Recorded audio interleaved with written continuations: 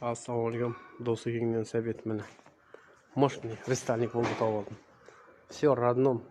30 жылдан бері от алмаған Волга міне қазір бисмиллах деп. Аллахның қалауымен қазір мен от алдым мұны. Мен попросить етті, құлаусы иншалла осы Волга сатылады 1962 жылғы міне. 30 жылдан бері көтеріп тастаған. О, көкем еврейді. Дөңгелектер жерге тигізбей шірмесіне көтеріп тастаған.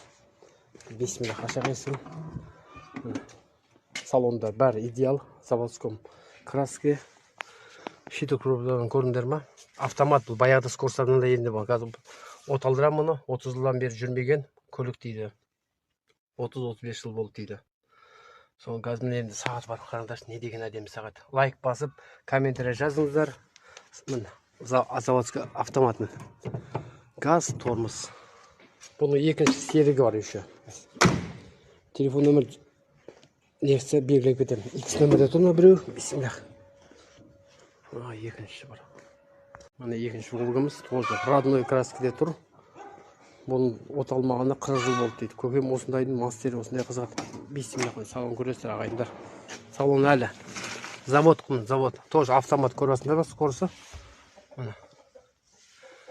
Бұндай Волга мінгендер болса, бағалап белгілеп кетіңіздер.